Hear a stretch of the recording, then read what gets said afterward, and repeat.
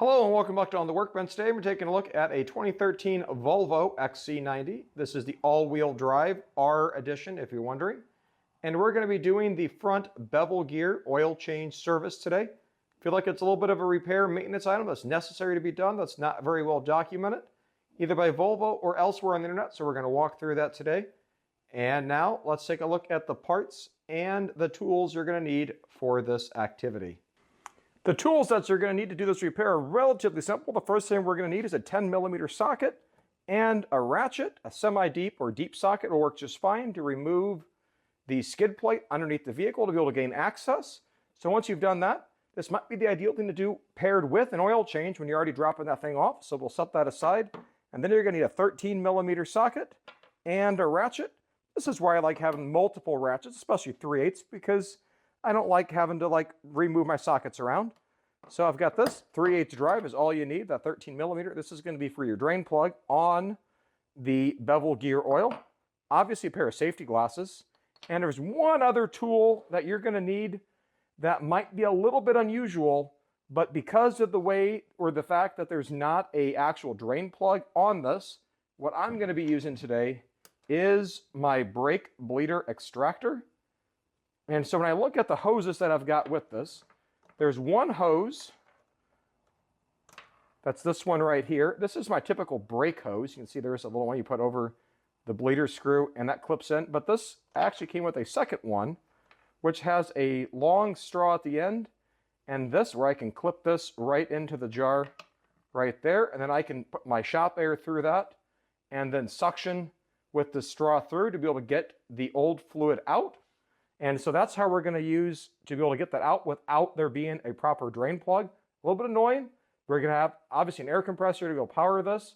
There are some other ways to do this if you don't have a decent air compressor to do this, but it's going to be a little more painful, or you need an extra electric pump to be able to get it out. Maybe you want to try to manually extract it, but I think using the vacuum method here is probably going to be ideal to be able to optimize this process. The other tool that you're going to need is going to be some form of an automotive syringe. Because after we're done and it's full to the hole, we're going to have to remove 100 milliliters of fluid. And I don't know about you, but I'm not that great at estimating 100 milliliters. They make these little automotive syringes. You can piece them together. In fact, this one here, this is, what is this, an AutoZone one? Yeah, it's an AutoZone one.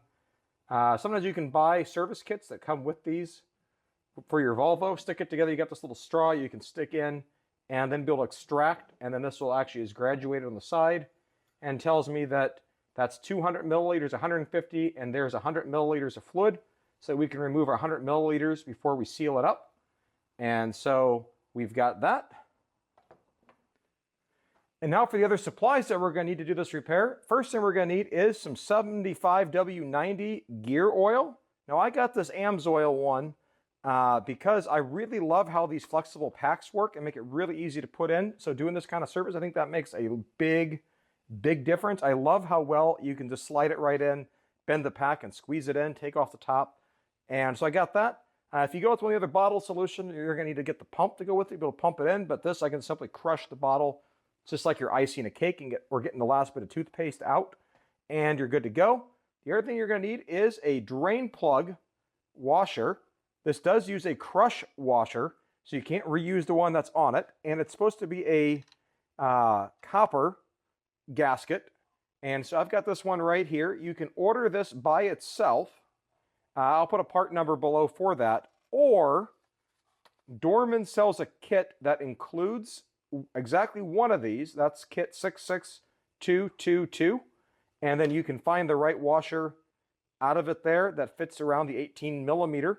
If you look on, or the 18mm size drain plug, you look on the back, there is nothing here called out for the 18mm, but this is the exact same washer that comes in the kit. So nice and handy, couple bucks, gets you the Dorman kit, then everything else can be found local, or especially if you don't use the AMSOIL.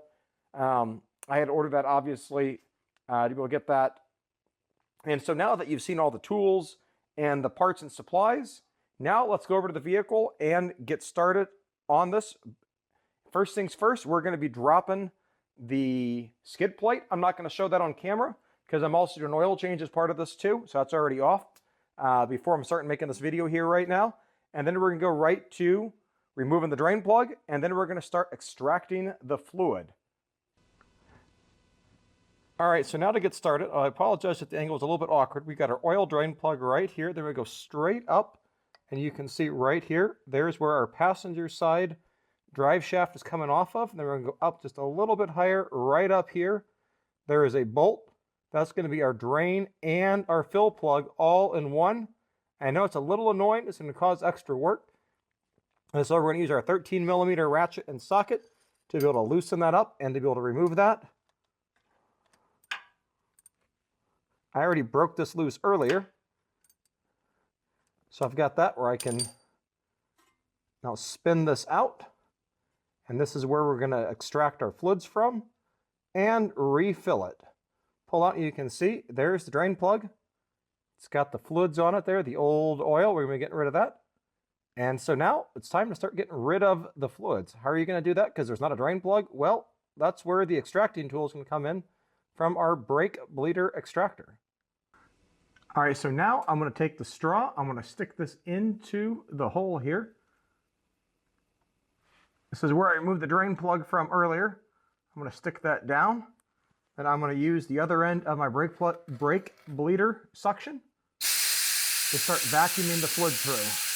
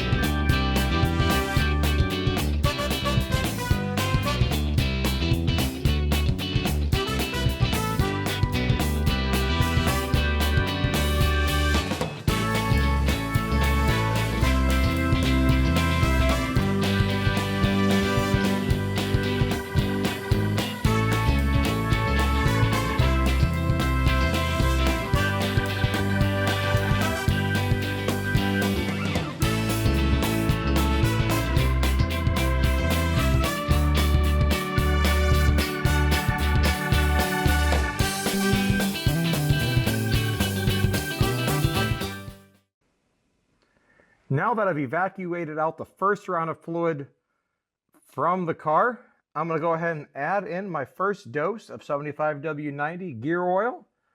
I'm going to add this in. Because I'm up on jack stands, I'll then be able to spin the tires a little bit to kind of slosh it around in there a little bit. And then I'm going to extract it again, lather, rinse, and repeat a couple of times until I feel satisfied with the color that's coming out before I go to final fill and level.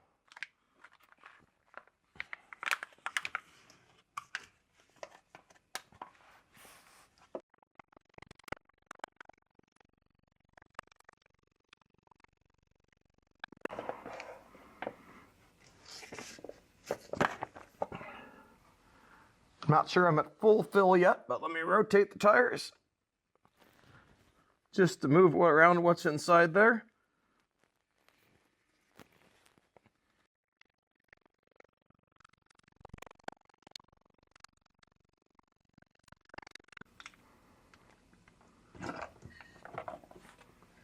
There we go. That's definitely full, if not over full. I've got my drain pan here underneath here just to be safe. As that drips down, that's fine. Because now I'm going to rotate the tires again, turn that drive shaft to make sure I work all of that oil in.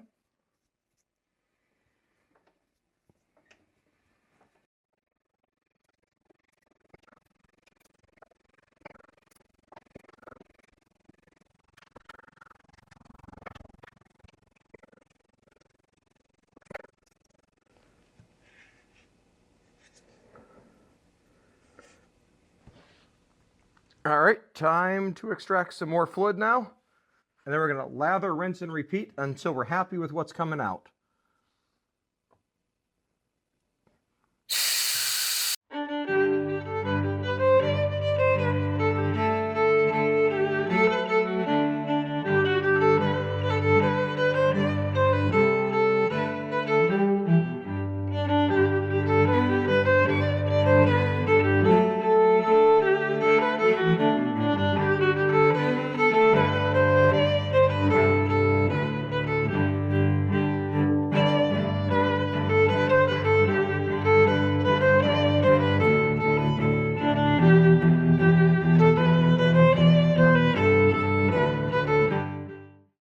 right, we've drained, filled, drained. Now time to add some more.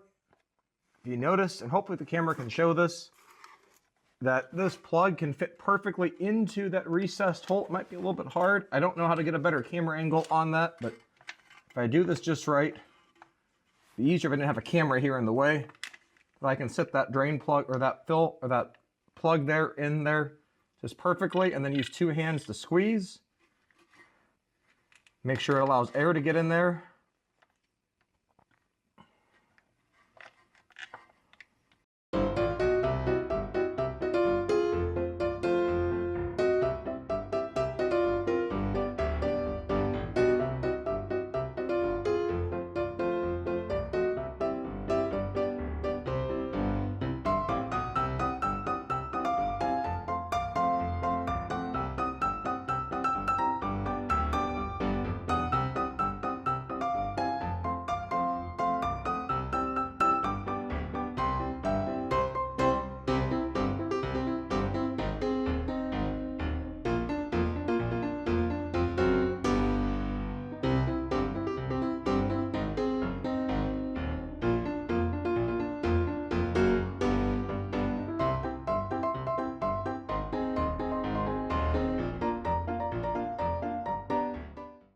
And now if you're wondering, how do you know if you have it completely full? Well, you'll notice that as you put fluid in, it starts flowing right back out, even if you turn the wheels at the same time.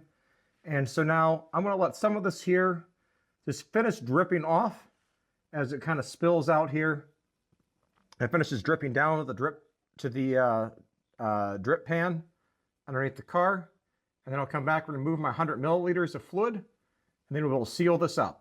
Just a little bit of patience now and let it drain just like you're finishing an oil change. All right, now that I've got the fluid in, it's dripped out a little bit more. I'm going to take in and use the syringe and stick that syringe tube in. There's no way I'm going to get this all on camera here. And now my goal is to take out about 100 milliliters of fluid.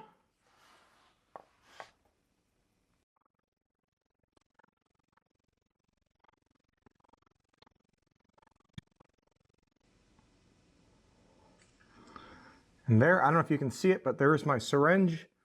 Hopefully you can see that in frame there. I'm at the 100 milliliter mark, so I feel pretty good about that. Now I'm going to go ahead and pull this out.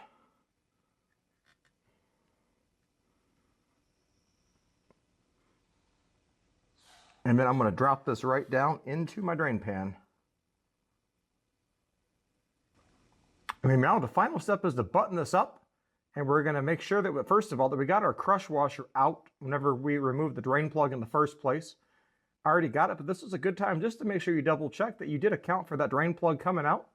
And then we're going to put that replacement copper washer, gasket if you will, on our drain plug, grab our socket, then we're going to tighten it down to be able to seal it right up.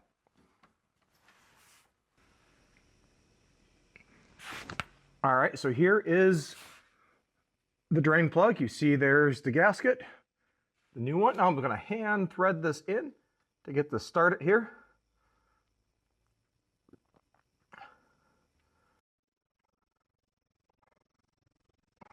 All right, now that I got that hand threaded in, let's go ahead and put the socket on it, 13 mil, and go ahead and tighten her down.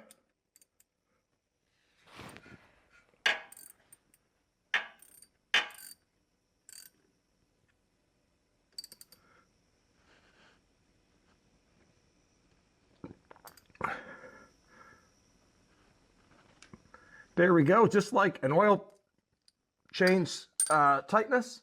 You don't need to go extra tight and break your wrench. Just a nice small 3/8 wrench, and you'll be able to feel when it's tight.